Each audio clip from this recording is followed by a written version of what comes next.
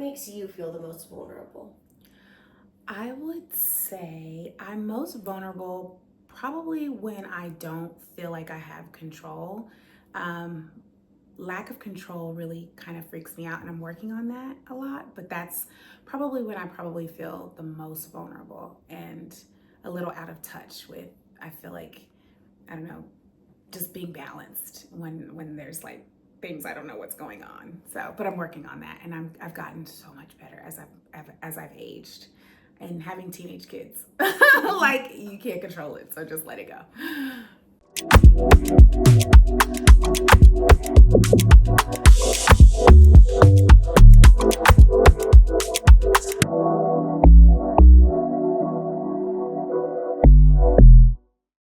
Better not let my hair be fucked up. Yes. Blew out a I'm little bit. just kidding. Thank you. Action. Hi, friends. I was. I wasn't sure if I wanted to do the intro right now or the outro. This is gonna be the intro. Um, Good morning. Like honestly, Nick, leave all of this in because this is who I actually am. Hello everyone. Welcome to the Beauty Manifest. My brain is not quite firing on all cylinders because the night before last, I couldn't fall asleep until like 4 a.m. and that seems to somehow mess me up for like days afterwards. And I really wish I would have thought about that evening and tried harder to go to sleep because I was kind of just like, yeah, whatever. I don't have too early of a morning, but now it's the day after that and my brain's not functioning. All of that to be said, good morning and welcome to the Beauty Manifest. I am very excited, as always, for all of my guests. I just feel so lucky to be able to sit here and have the honor of sharing their story and getting to know them.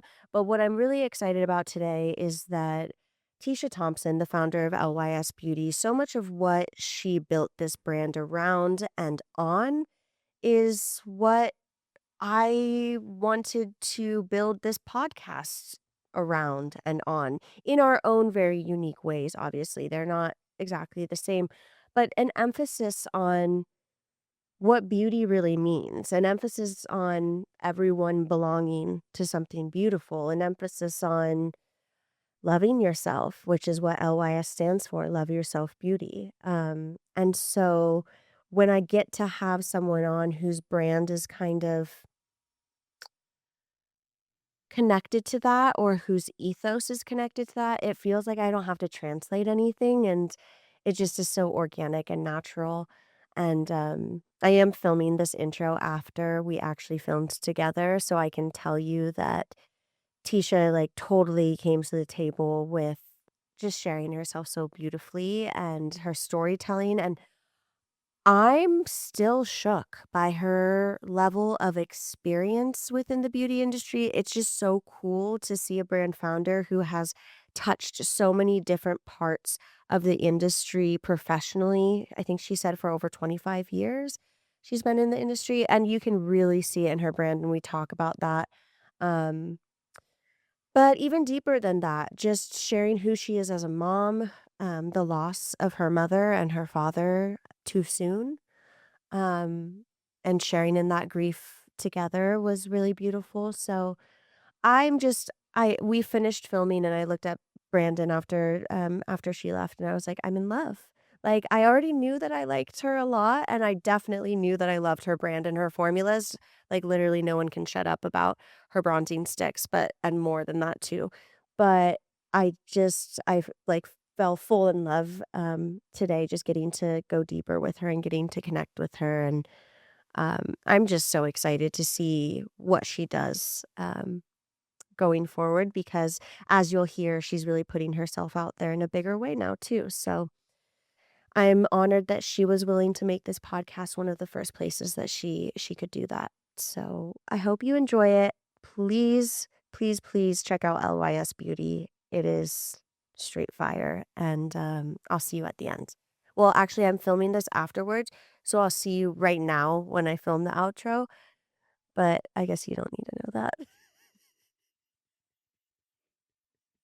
Brandon is so fed up with me. I'm so determined to make sure that you all know what is actually happening that I'm not capable of just filming a normal intro. Anyways, see you at the end. Well, I really appreciate you. I really appreciate you realizing also that you're here from out of town and with limited time. Thank you so much for making the time to come on. I mean, your brand really stands for a lot of what I'm trying to shift with this platform. So thank you for being there on the ground doing it. And I know from the second that I heard your brand story and we got to meet virtually the first time that that you were my people in that sense within the beauty industry. Thank you. You know, because there's quite a few of us that are trying Yes. to create a shift. So Yes, it's important that we keep at it because I think it's really needed and there's so many people yearning to unlearn some of these things that have been kind of instilled in us. and so much deeper that we can go. And I just think with LYS, Love Yourself, it just being at the forefront and being really the foundation of your brand. But before I jump in too far, I always love to have my guests introduce themselves, if you don't mind. Yeah. Not to make you do the work, Yeah, no problem. but just because I think it's nice to hear in your own words and not just me reading a bio. Yeah. So if you would. Yeah, totally. I'm Tisha Thompson, the founder and CEO of LYS Beauty. And I've been in the industry for over 25 years, which is crazy So cool. to say. Yeah. I actually started as a makeup artist. I don't think a lot of people know that. I don't really practice actively as much, but I utilize it every single day in product development. I was going to say. And really building the beauty brand itself. But yeah, I started as a makeup artist. It was my side hustle, and I was actually an accountant. I did accounting work as my full-time job. So badass. I know. I just remember when we met you for the first time and listening to this, I was like, it's just so cool. Like it's the only other founder I can think of that really sticks out around this is Michelle Ronavat. Like just being such a business and a creative mind. Yes. Like it's so, I admire it a lot. It is rare, very rare. So much so that when I was trying to make the transition, people were like, there's no way the accountant can do makeup. But I was just like, trust me, I can. But yeah, no, it was an interesting shift, but I'm glad that I continued to foster it. It's literally what I did on the weekends, and it's what I enjoyed and loved doing. I worked at Mac for almost 3 years, and it was my part-time weekend job to foster that creativity and that outlet that I really, had for beauty. Yeah. But yeah, I paid my bills working as an accountant, and I got really lucky, and I ended up landing a job doing accounting for a beauty brand, and then that's essentially how I got onto the corporate side. That just feels like kismet. Yeah, it was absolutely. Sometimes I joke and say I'd rather be lucky than smart, and I really think I got super, super lucky with that, which was really cool. And it allowed me to transition eventually onto the marketing and product development side and spent over 15 years in corporate, really getting to see. That's why I was excited to whole talk thing. to you too, because Yeah. again, like you just don't get to meet too many people who get to flex both of those Mhm. and who have the level of experience that you have also in Yeah. both of them. It's unique, and I think it speaks to why your brand and your formulas are so good and why they get the response that they do. By the way, the beauty editor that I had on earlier this morning told me to send you her love for your products, and she and her fellow beauty editor friend are dying to try your bronzer sticks. Oh, yes. And I was like, well, maybe I can connect the two of you. Absolutely. Send her my way. She was very excited about it. But that's the consensus out there. Like your formulas are incredible.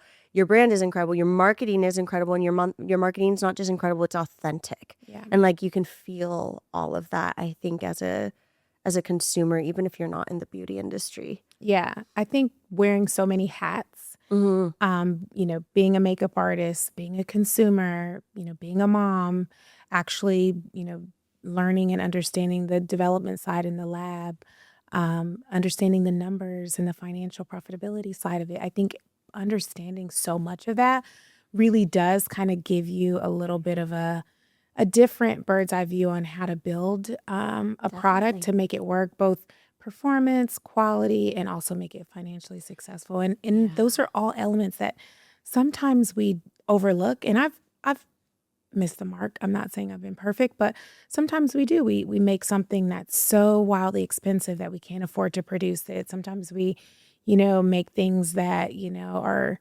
not the best,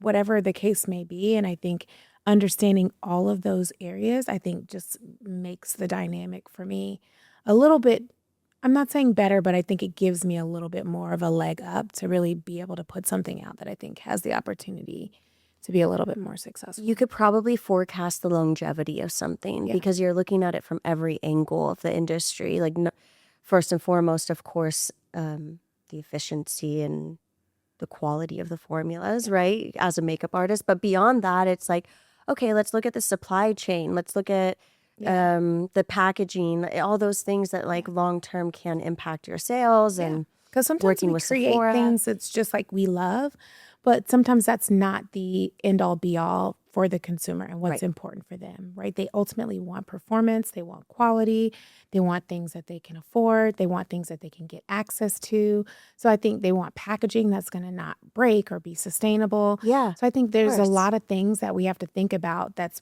way beyond just what we may like personally.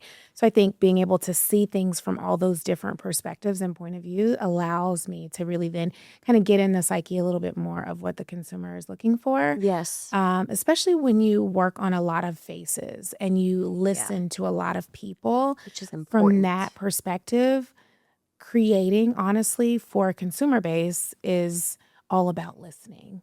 I think sometimes, it's very easy as a developer or as a founder, just put out things that you love and that is really great for you or that works really great on your skin. And you see brands like that. Yeah. And it's like you really need to think about who your audience is and listen to what they're asking for and what they want and what's important to them. And I think when you do that, you're going to have something that people really resonate with a lot more. Yeah. Yeah, it's interesting. Like, I think one of the first times I kind of noticed the importance of that when I was on the merchandising team at Sephora and speaking through product development with different brands and stuff. And when an artist talks about a component or a formula or how it's going to work, it's a different conversation. Yeah. It's a completely different conversation. And you'll get products sometimes that'll get launched. It'll come to through the studio and you have an artist who's trying to use it and they're like, I can't set this down on the table without it rolling off. Exactly. And that's what an artist needs to think about, No, and like totally. it goes so deep. Like I'm saying it like just like surface level. I know you get it, but I want other people to understand and no, people ask me all the time like about the triangle and that whole aspect. And it's absolutely one of the elements as an artist that drives me nuts. And the triangle does not do that. And it's also very ergonomical in the hand, right? So it's easy to hold. It's easier to control. I think, the challenge with a lot of consumers, everyone's not a makeup artist and they want to get the look that a makeup artist get. But a lot of times that is control and the use of the tools and the way it's applied. And if you have something that makes it a little easier to hold and a little bit easier for the consumer to control the flow of the product and how it blends, then it's easier for them to get that look. And those all kind of play a part in the design of the packaging. But those are artist tips and hacks that, you wouldn't really necessarily know unless you were and you an almost artist. like hide them in there. Like the normie consumer that's maybe not an artist wouldn't know. No, but it's the just fact a that they're benefit they there- get to enjoy. Yes, exactly. Yeah, exactly. Well, you talked about being an artist on the side and people saying the accountant can't do like I'm curious, was there imposter syndrome there? Like, did you feel that? Or were you just like, oh no, hell yeah, I can do makeup. And like, you just kind of pushed forward. Yeah, I think imposter syndrome is something that I have dealt with a lot throughout my life in a lot of different areas, both as an artist, as a founder, just as a woman. I was going to say, building a brand. I think the challenge is that it's hard to visualize something you don't see. Yeah. And I think that's why today, they always say hindsight is 20/20, but I think continuing to have success, continuing to blaze paths allows me to have that fire to make sure that I am that representation that I wish that I had, because if you don't have that vision or you don't really see that representation, it's really hard to kind of feel like you can achieve it. And so it allows imposter syndrome to creep in. And I think that's really one of the first remedies in my view to really combat imposter syndrome is representation. Yeah. If you can see that it can be done and you see that there, is a real life example of something, then it gives you a lot more hope and a lot more visualization that there's an opportunity for you to do it. So coming up early and, when I was young, you didn't see Black women running beauty brands, right? You didn't see that visibility for girls who looked like me on marketing campaigns or ads. Good luck seeing a plus size girl on anything related to a beauty product. It just didn't exist. And so I think it's like, how do we create that change and that representation? And so it took me overcoming some of those moments of imposter syndrome to be like, you know what? No. I'm not going to let that, creep in.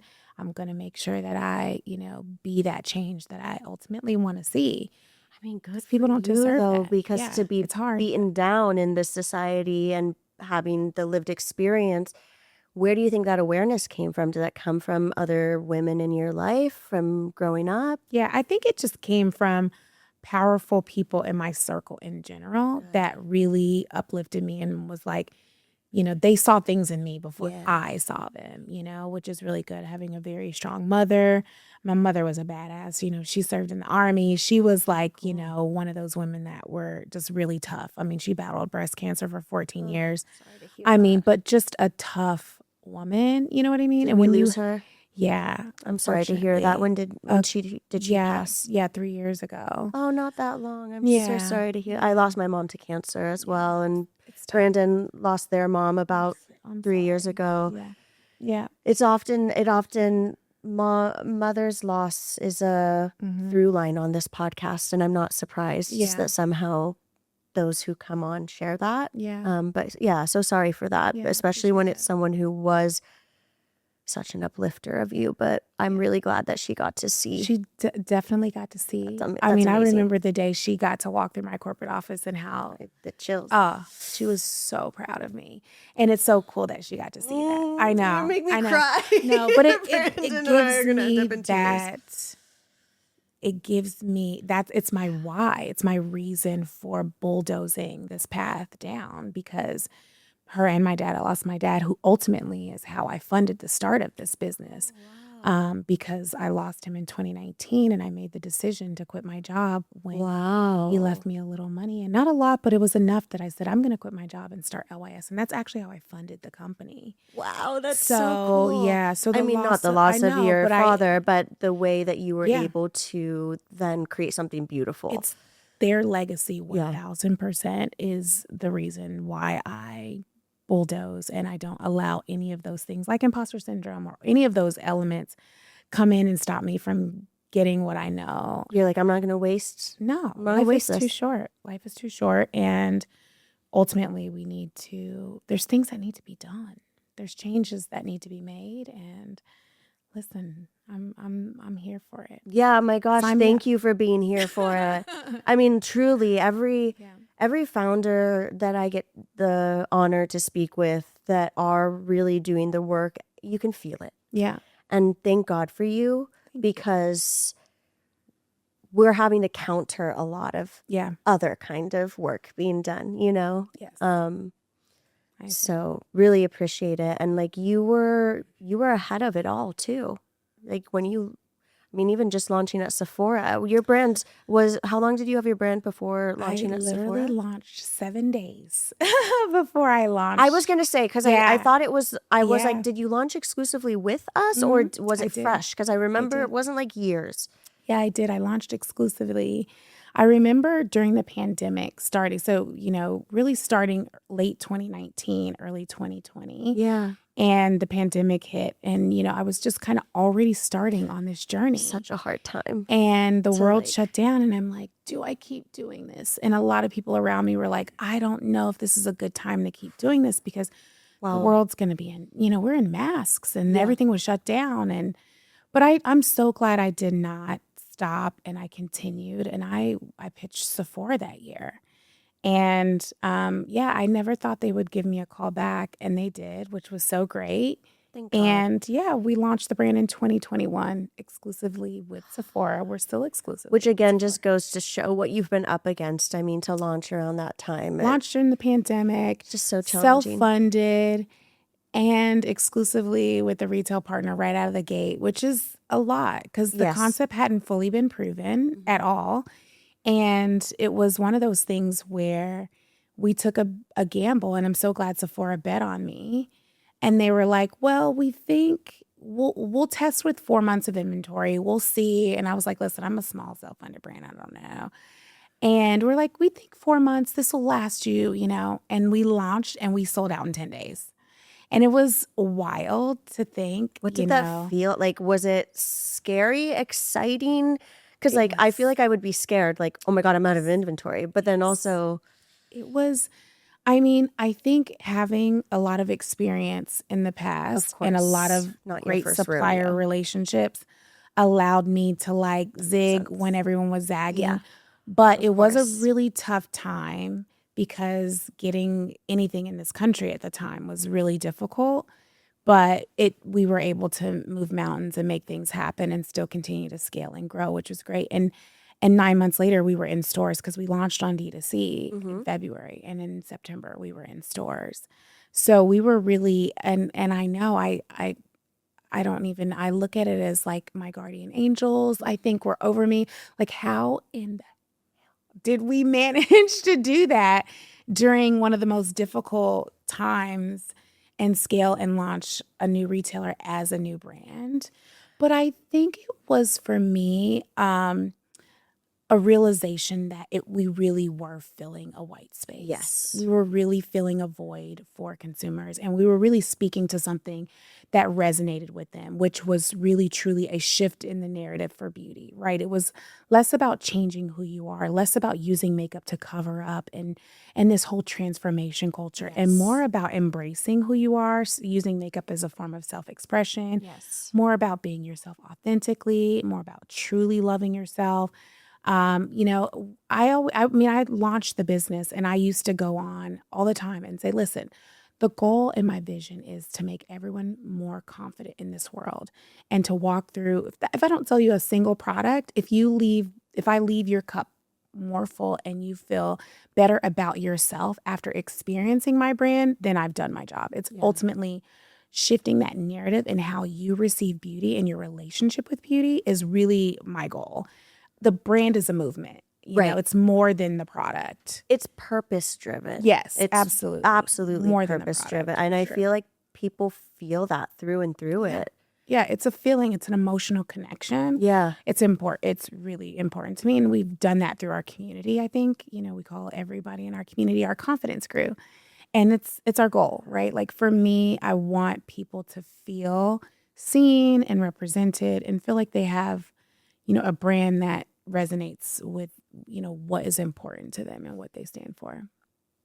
I feel like it's evident to me you were raised well. You were raised well and instilled a lot of power, or you were at least shown, like, that is evident through the confidence that you had but when it comes to just your feelings around working in the beauty industry and getting into that space, because you said, you did product development, you worked on all these brands, and you were now into a space where, okay, I'm confident, I know my artistry, I know my skill set and what I have to offer, but I'm in a space where it's not always received, right? Because it wasn't that long ago that our shade ranges were this big. Totally. And so I would imagine in your career, there was at least a handful of times where you were up against a wall and you were trying to teach, whether through your artistry, your lived experience, whatever it might be, this is what we should do.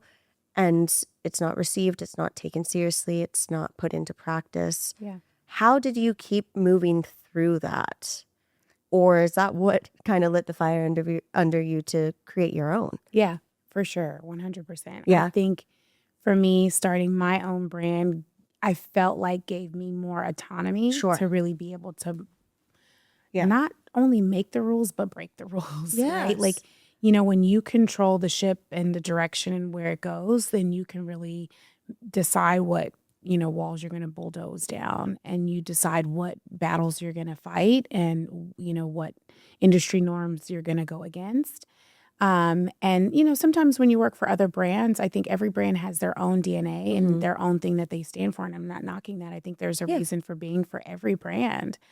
But I think just for me, I really wanted to create a brand that was rooted in disruption. Yeah. And it's just ultimately our DNA and what I wanted to do to create. I just wanted to do something very different. It does feel disruptive in many more ways than one. Yeah. Like formula wise, innovation, like speaking to your formulas, like innovation, package innovation, and then just at the baseline of what we're talking about, inclusivity, ensuring that the message is not just for one person or just for sales. Like you're thinking about the impact that to the consumer. And that's disruptive in the beauty industry. Yeah, it's important. It's important of how it makes someone feel. It's important of how it improves their life, their relationship with the product, and how it just really resonates with them, whether it be, the mom on the go or using, making it be something that's easy or unique or different, but also truly like helps them, whether it be with their skin or, makeup with skincare in it is really important to me, right? Things that don't have fragrance or silicones or parabens, like all of those things are very intentional. You so much for all of those things. Yeah, because my skin appreciates you for all of those things. And I think there's people who don't have challenges with those things, but those are things that I know that consumers do face challenges and with, and we wanted to speak to them. Limiting. Exactly. Like you can't partake in the thing everyone's talking about because this or this or this. Yeah. It's on so many levels in so many different ways for so many people. Yeah. And again, I think your background and all of the things that you've touched in the beauty industry gives you the capability to have some forethought to that. Like you can kind of predict it. I just don't know too many founders out there who have the experience that you do. It's very rare. It's probably my superpower. It is. It's just that's how I want to say it. It's like it is a superpower. Yeah. And it's like as people learn more about you, I think they'll see that through your brand. Yeah. It's a superpower. It's very interesting because when I created the brand, I didn't initially want to be the face of the brand, right? So hard these days. It's so hard. And I've been behind the scenes the last 5 years. And like I think even at Brand Summit recently, I walked up to Carolyn, who's over merchandising at Sephora. So anybody who's watching will know this. But she was like, "Oh my God, I see you everywhere, all over my timeline and my feed," which is so incredible to hear. Yeah. Because I have intentionally made the decision to like be more visible and tell my story, because I think, I had a conversation with my mentor recently, maybe about a year and a half ago. And the conversation essentially was like, I'm kind of stuck because I am an operational CEO. So I'm literally a CEO who is managing and approving and heading up all the major functions of the company. So product development, operations, finance, like I'm truly sitting at the helm, running the ship, right? Yeah. And so being a face and being on social media and being the personality behind the brand is a little difficult to do that and be at the helm. And I feel like I'm doing a really good job, but I haven't really been doing the face situation at all because it really wasn't what I wanted to do. And they were like, "Listen, first of all, you have created so much intention behind every aspect of this brand, from the packaging and what it stands for, from the name and how you came up with it, from the products, the names of the products, the formulations, the ingredients. Like there's so much that has gone on that you have intentionally put into the brand, and you're not getting credit for it all. Because who's going to tell that story the way you tell that story? You created it. It's your vision. It's your IP. Like it's in your head. We can't live in your head. You got to get it out of your head, and you got to tell us and tell the world." And she's like, "If anybody spent longer than 5 minutes with you, they'll love you." So I know, because like I'm like, you're listen not to me, being like, fair I'm geeking with the out on your world. And I'm like, no, but you know what I mean? So you're not being fair with the world. It's No great. pressure. No, it's great that people feel that way. And I've always been the one to shy back and be like, I'm a behind the scenes girl. But I learned if you don't toot your own horn, somebody's going to use it as a platoon. Yeah. And it's like I have a legacy, which we talked about, that I am like so passionate about. And if that means me getting from behind the desk and getting in front of a camera and sharing the intention behind the brand, then turn the camera on. Like, Yeah. I can't let this good go to waste. I mean, this is just what I'm kind of picking up from you across the Yeah. board, is that you're not letting anything go to waste, and you're willing to do what it takes. Whatever it takes. Like at this point, like, and I have a really great team that has done a fantastic job sharing the story, and I've trained up a lot of trainers and artists, like, to spread the word, but nobody can tell the story like you can tell the story. And so I've made the decision, like, okay, let me be a little bit more intentional and do that. So I'm getting out more. Hence why I'm here. I know, I was going to say welcome. Welcome. So I'm embracing it. I know my husband's like, listen, they don't even know you like I know you. You've been wanting this day for a very long time. And I'm like, they have let me That's behind hilarious. the curtain. Oh my God. Are you an introverted extrovert? I am actually a full-blown extrovert. You are? I Okay. have zero introvert in me Okay. at all. I am just a very reserved and intentional person. Sure. And so Respect for me, when I have a goal and I have like a plan, I stick to that. And so when I started the brand, the plan was I was not going to be the face. And so I just intentionally stuck with not being the face. But plans pivot and they changed. And now that I'm embracing it, and now the full extrovert, everybody can enjoy it. Because now it's just like the few people on my team get to enjoy it every day. But now the world gets to see my crazy, hilarious side, and I'm loving it. and I get to just be myself for everybody else instead of just my small circle, which is usually what I've been my entire life. Well, I definitely very much so respect the intentionality of your own energy and how you, like, I very much so respect that. But it almost makes me feel like, oh, no wonder I said this to you as you walked into the door before we were filming, of just how much we're loving your Oh, content. thank you. Because like you are true, like all of you is really truly coming through it, and it feels so happy and fun and authentic and not forced. And like I like that video that we were talking about, the one that you did where it was like, I'm gonna get this like really intense shot of a new product, and then you're just splashing water. Everyone just go to LYS Beauty Instagram, give it a follow, and follow this content, because it's, and you're just like, oh, that was like a 1 a.m. idea. I just like threw together. I'm like, this is hilarious. No, I love that my team is down for the ride. Like, So there's a fun. video, I don't know if you saw, that I made everyone be Jabberwockies for Halloween, and literally do an impromptu, like, American Idol style dance routine. And we were full on judges and everything. Yes. It was hilarious. The ideas, I don't know where these ideas come in my mind. But do you, I'm like, people wild. pay good money to people for these ideas, and you're just like, oh yeah, 1 a.m. I just like you. I mean, I don't need to say it again, I suppose. I'm not trying to blow smoke up your butt, but I'm just really impressed by, like, you have all of these.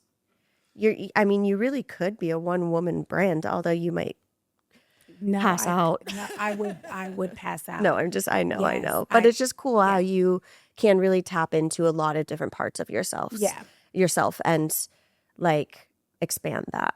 Yeah, I think it's interesting having such a unique childhood as a military child that I think really, really transformed a lot of that inside of me. Like, I mean, I was a girl who moved, both my mom and dad were in the Army. And so I moved every 3 or 4 years since I was born.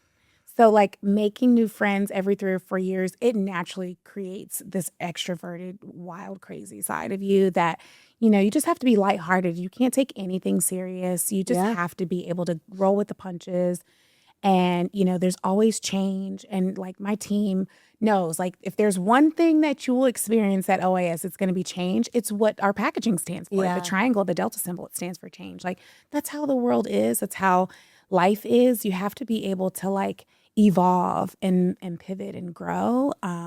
That's the goal, I think, in life, right? And so we don't want to be in one place. We don't want to be No. stagnant. We want to have growth. Yes. And yeah, I think it's what has, I think, made me the way that I am with my upbringing. And I'm so thankful for that, honestly, because it allows me to be able to embrace this crazy life and world that we all live in. Well, and like this concept around change that you're speaking to as well, I think it made me, I don't know if this is a perspective or an angle that you feel around it, but it made me think of this thought that I've been having a lot lately, which is I think our world and our society makes things like change or fear or pain really, really scary. Yeah. And yeah, they're negative emotions. They're hard. They're not as easy as joy and laughter and funny and happiness and all those things. But I think the more that we can process through them together and make them okay, like, yeah, change, uncertainty is scary on any level. But if we can be present through it and not be so fearful, that's when we get the messages and that propels us along further, and then it creates more connection and joy between us. And I think for your employees to be saying the one thing that you will experience at this company is change, but then to be creating content and laughing together and creating an atmosphere where that change is very much so held and supported. It's healthy. Yeah. It's important. I think the journey itself and all of the lessons in it, good, bad, and ugly, are ultimately rooted in change happening along the way in every step. And I think that's how you get to the other side in a better place. Yeah. And if you embrace, you can definitely challenge it, and it's going to be a painful process if you do it that way. But if you go into it with this outlook that, listen, like, it's not always going to be easy. It's not always going to be, and that's okay. Roses, and it's okay. But just know that when I get to the other side, I'm going to be a better person. And everything that I've learned along the way is going to make me better. And now you're going to be able to go into the next situation stronger, tougher, better, smarter. You're going to be able to face it head on differently. So I just look at all of those things, as an important aspect of growing in life. For sure. But I think so oftentimes it's hard to have that awareness unless you yourself have experienced something that shows you that. And you've already expressed to us a couple examples of that. But is there something throughout your life that really shifted that for you? I think loss is probably, and grief is the hardest one. For me too. For sure. I think also losing control. A lot of people don't talk about it, but like even being a mother for me, you have less control. Well, girl, talk to me about control. I'm a Capricorn. I'm a huge control freak. Me too. But there's things that start to happen when you become a mother or a business owner, or all of these things that you can't always control. And we try to control things so much that I've started to learn to realize, like, it's an unhealthy level of control in some areas, and you witness it because the anxiety picks up, the stress, just your endorphins, like everything rolling through you. You just know something doesn't feel right. Sometimes you go into like a fight or flight mode. And I think when you release a little bit of that and you realize that, okay, I can't control every situation, but it's going to be okay. And yes, it's tough right in this second, but when I get to the other side, I am going to be so much better for it. Like, just like I remember things like my kids getting sick. Like, it sounds now that they're 11 and 15, like, oh, they, when they get the flu and they're sick, but like when you have a 3-month-old with 104 temperature, in that moment, you are like going crazy, and berserk. They can't tell you how they feel. And they can't tell you, so it's things like that. That's just one example. Or like losing a good parent. Example, yeah. Those examples are things and moments you realize that I have no control in how this situation is going to go. Like there's nothing I can do differently right now in this second to change what has already happened. And you just then have to figure out, okay, how do I pick myself up? How do I get through this? And then when I get through it, and usually once you're through it is when you typically have that perspective, which is okay. I know. I was like, it's really too bad. Which is we okay. have to go through it. But I think then it's our responsibility to coach, motivate, and guide the people who haven't had that yet. Yes. Love that. To help them at least brace themselves when they do encounter it, so that way when they do finally get to that place, because we all are going to experience it some way or another, then they've got a little bit more of a buffer, of some sort of a foundation to get through it. And it's good to have that foundation. Really hits home and hits true for me. I lost my mom she passed when I was 18. I'm so sorry. Well, thank you. She was sick for about 1.5 years with melanoma cancer. And, you know, being that young, and I love my parents dearly. They didn't have the tools. They weren't given the tools to necessarily give to me to brace for something like that. And as a result, the lack of control that I felt through that trauma ended up driving me into almost a decade-long cycle of pretty intense workaholic mode, burying my head in the ground, you know, to the point where all those symptoms came up that you were talking about. Absolutely. And then I had to hit a rock bottom again with my mental health in order to have the realization, and I'm still very much so still having it, around letting go of control and the trust that you have to create with yourself, and feeling okay with the quote unquote negative feelings that are actually the most teaching. Yeah. But you couldn't be more right about that. Did you have any examples of that growing up before you lost your dad? How old were you when you lost your dad? Because that was earlier on. Yeah, it was in 2019. So just recently as well. And did you have any experiences as a younger child that like taught you anything about the lack of control, or was your father's loss really the first time that it was like a smack in the face? Yeah. I think so. I mean, earlier, my oldest son was born in 2010. So I would say You were already mama. Yeah. So a lot of small instances during that process. Even now with him being a teenager, I'm learning. Having a 15, he'll be 16 this year. You learn that you can't control even nothing. imagine. Yeah. And like then getting them a car and all the things, like it's just the different things as we go through this life that you start to realize as much control as you think you have, you really don't. Yes. And you just, This closer to sorry, too. you have to, you have to start to let go of some of that stuff. Yes. So I think being a mom probably was the first real scenario that started to make me realize that you don't, you can't control everything. But definitely the grief, losing a parent. I think it's just just a earth shattering like moment in time that is just, and you never really fully get over it, right?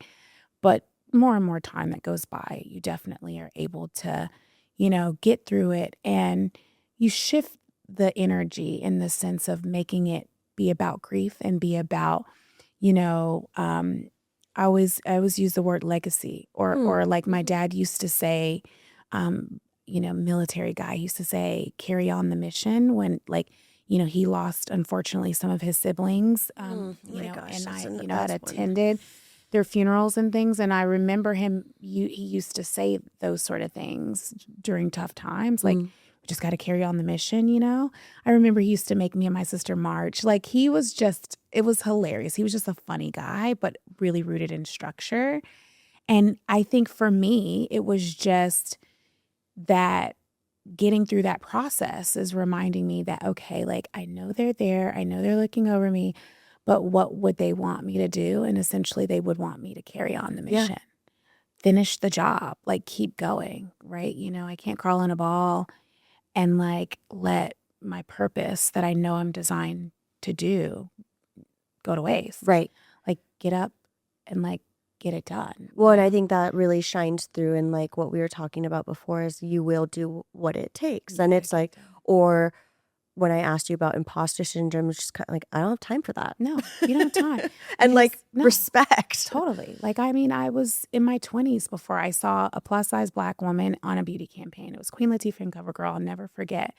I was like, no, I want a little Black girl to see herself in a campaign when she's 3 years old, when she's 2 years old. Like, it needs to be something that representation is there early on. So for me, it's like, it's got to get done. A job's got to get done.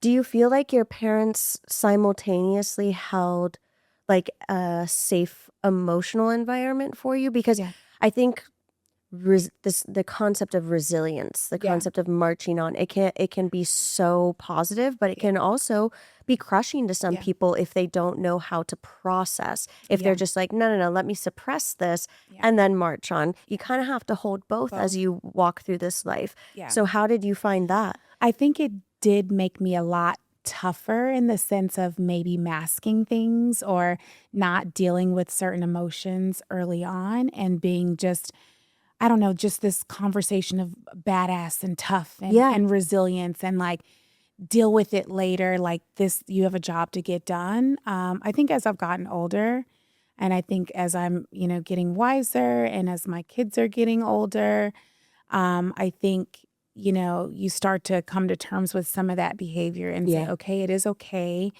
to like feel these things. It's okay to deal with these situations head on. It's okay to talk about our feelings and like express when we're upset about stuff. Whereas when I was younger, like it was very much so like, we just got to get stuff done. It's mysterious. Complete the mission. Complete the mission. I know, I like that. For sure. Complete the mission. Yeah. It's made me tough. I'm a tough cookie. Yes. I was gonna say, like, for me, my how do I say, like, lack of self-love and relationship to anxiety was actually kind of a superpower. Mm-hmm. And I don't want to glamorize it because it's obviously not a super positive thing in retrospect, but there is some positive that came from it. Yeah.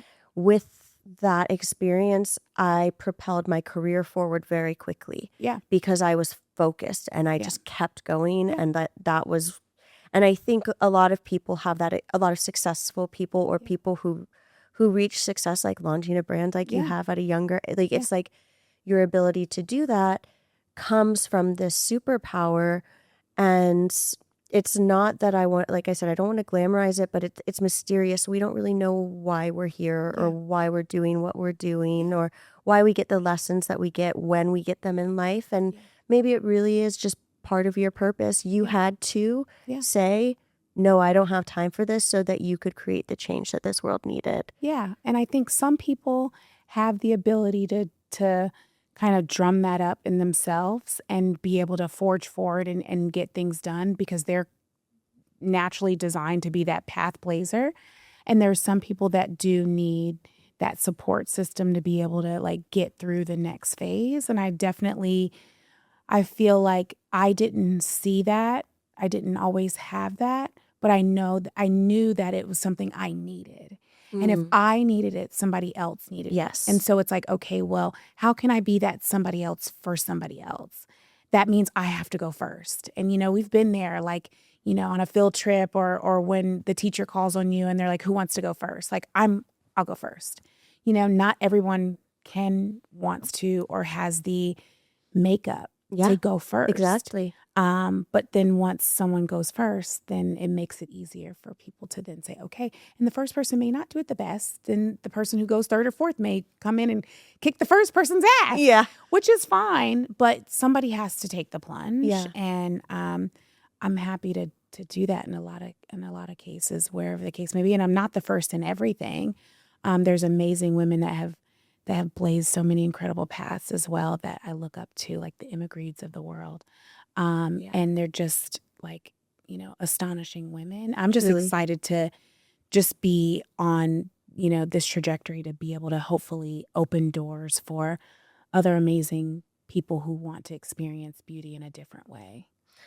Well, I think that is obviously very admirable, but it also goes to show the level of empathy that you have. Yeah. Because I think it takes a lot of empathy to experience something that feels crappy and then be like, I don't want this for someone else, so I'm going to set this aside. I'm going to make sure it doesn't happen again. Yeah. Absolutely. Absolutely. And that's pretty cool. Thank you. That's really cool. Thank you. Yeah. Where did you grow up? So I grew up all over. I was born actually in I Alabama. guess primary. Yeah. Primary, How I was- much? You said every 3 years? Yeah. So I spent 8 years in Germany, which is really cool. Whoa. I don't speak German, but I wish I did. But no, I lived all over, mainly on the East Coast when we were in the States. Okay. I graduated in the DC area, so that was my latest area in my childhood, and then I ended up landing in Atlanta, which is where my mom's family is from. My dad's family's from Birmingham, so Southern girl for sure. And yeah, I just made the decision to plant my roots in Atlanta, and I love it. It's amazing, It's and a cool it's so city. crazy because my kids have lived in the same city their entire life, Yeah. which is so different from me, which I lived everywhere all over my entire life. And you can definitely see the difference. Yeah.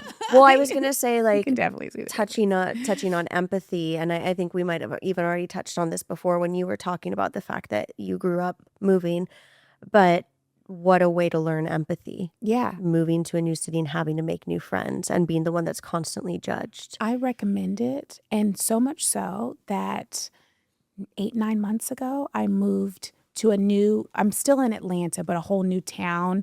Okay. Couple cities over, required my kids to go to new school. All this for that very much so that exercise of Wow. I need to shake up their world. Wait, And so how has it been? It's been amazing. This is like a social It experiment. really is. It is a parental experiment Whoa. because I started to see some traits, not Yeah. bad, but just too much comfortability and complacement that I think was settling in a little bit when they hadn't experienced some challenges. Sure. That sometimes being in an uncomfortable situation as children can be. And I think especially my high schooler, getting him in a new environment and a new atmosphere and forcing him to meet new friends and just shifting up that. Certainly humbles you quick. It humbles you. It allows you to meet new people. It brings out different personality traits. I mean, he's going to be going to college in 3 years, right? And I didn't want his very first experience in being alone or feeling the feeling of being alone. Yeah, good on you, actually. That's When he's away from a time that I can help control what that scenario feels like and looks like, and then be able to help him work through that dynamic. help and embrace. Just the same way you were saying before. is Totally. And trying so to help each other brace for these things. seeing his leadership skills and his qualities come out is like night and day. And then must my have been introvert resistant. is even better for him now because it's like now he's like forced to make new friends that he hasn't had since pre-K, right? So now you're in middle school, your very first year of middle school, you're the new kid. Holy smokes, right? And some people might be like, that's torture. But I'm telling you, trust me, being someone who grew up and did that and lived it, they will be okay. Yeah. They're resilient. And actually the lessons that they're learning and the experiences that they're encountering at this age they're just amazing traits to experience. Were they resistant? Oh, totally. Yeah. Oh, totally. And yeah, I mean, they like it now, but it took about 6 months. Change. No one likes change. It's all about change. And I said, Especially listen, when you're a kid one like thing that. you My can goodness. guarantee in life is change, and you have to be able to embrace it. And so I think that's my job and responsibility as a parent. And it was a very ballsy move, very risque, but I love it. I'm glad we did it. Yeah, Yeah. you're just exposing in a safe and held and comfortable way. You Totally. are exposing your children to change. Yeah. And what better lesson? Yeah. I mean, it's kind of you could argue that getting a pet for a child could also be torture because one day they're going to have to see that little baby pet pass Yes, away. You don't and I had to watch but you know what?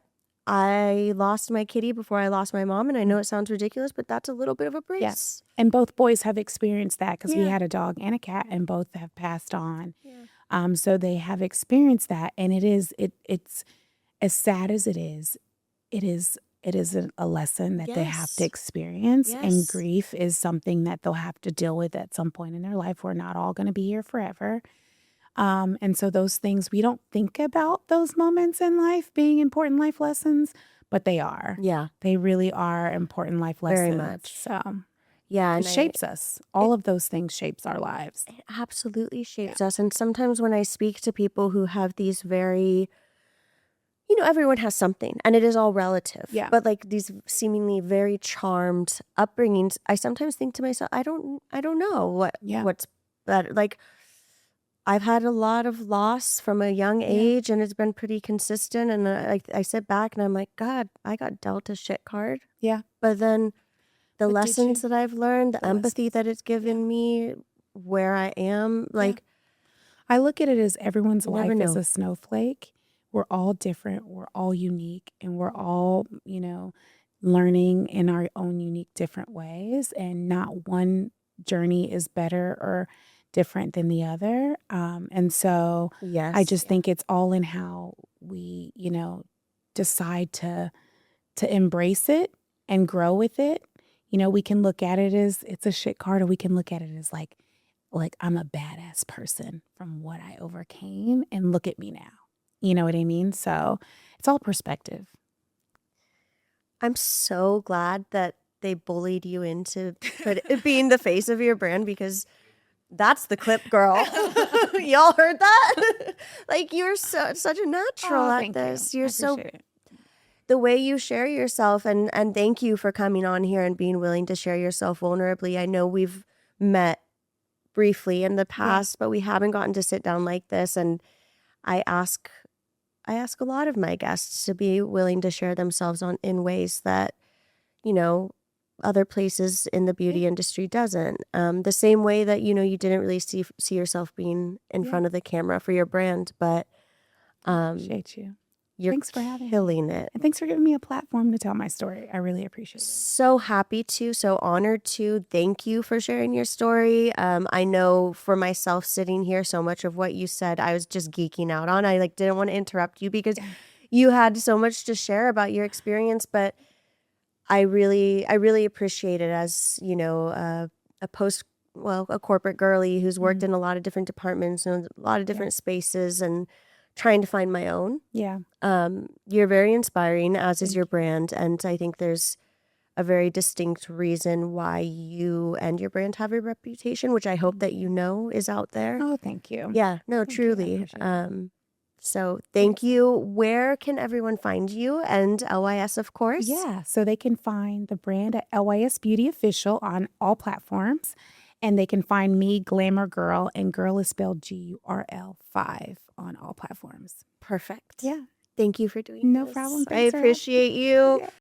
You might recall in the beginning of this episode, I told you that I was filming the intro at the end of the episode and I would see you right after. And now I'm seeing you right after for the outro.